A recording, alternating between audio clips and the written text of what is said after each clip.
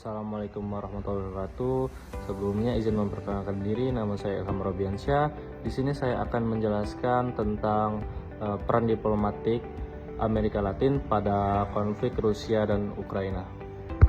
Konflik antara Rusia dan Ukraina telah lama diperbincangkan di berbagai belahan dunia. Konflik bersenjata di Ukraina Timur mulai terjadi pada awal tahun 2014. Konflik ini didasari oleh penolakan supremasi yang dijalankan oleh Rusia dan Ukraina, mulai mencari cara untuk bergabung dengan Uni Eropa dan Pakta Pertahanan Atlantik Utara atau NATO, dengan permintaan Ukraina bergabung ke dalam NATO. Diharapkan akan mendapatkan solusi damai dalam menyelesaikan konflik ini. Hal ini didasari oleh NATO yang merupakan sebuah aliansi militer yang beranggotakan sebanyak 28 negara antar kawasan Eropa hingga Amerika Utara. Diplomasi Amerika Latin dalam konteks konflik Rusia dan Ukraina memiliki beberapa dimensi penting. Meskipun negara-negara di kawasan ini tidak terlibat secara langsung dalam perang tersebut, namun berikut adalah beberapa peran yang dimainkan oleh diplomasi Amerika Latin pada konflik Rusia dan Ukraina. Peran-peran diplomasi Amerika Latin yaitu pernyataan resmi dan posisi politik. Sebagian besar negara di Amerika Latin seperti negara Argentina, Brasil, dan Meksiko cenderung mengadopsi posisi netral atau menyerukan penyelesaian damai melalui dialog. Namun ada beberapa negara seperti Venezuela, Nicaragua, dan Kuba yang cenderung mendukung Rusia atau setidaknya mengkritik kebijakan luar negeri Barat termasuk sanksi terhadap Rusia.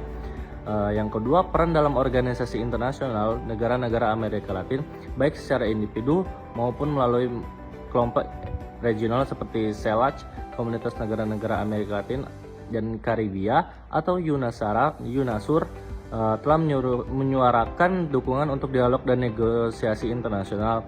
Beberapa negara juga memberikan suara di forum-forum internasional seperti PBB dengan menekankan pentingnya menghormati kedaulatan dan integritas teritorial negara. Yang ketiga, pengaruh ekonomi dan sanksi.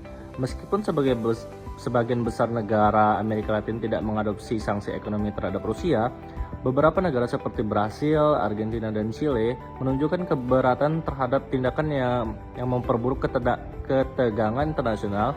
Negara-negara ini sering menekankan bahwa solusi damai lebih penting daripada eskalasi.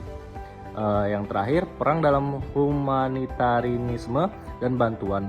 Beberapa negara Amerika Latin, meskipun tidak terlibat langsung dalam konflik, turut memberikan bantuan kemanusiaan kepada para pengungsi dari Ukraina.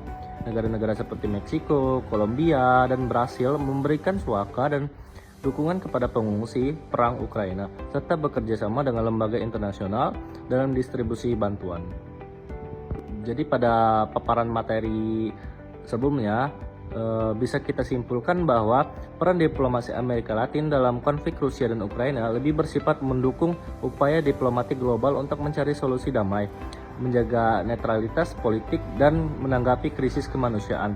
Meskipun kawasan ini tidak menjadi arena utama dari konflik tersebut, sikap dan kebijakan negara-negara Amerika Latin tetap relevan dalam membentuk dinamika geopolitik secara keseluruhan.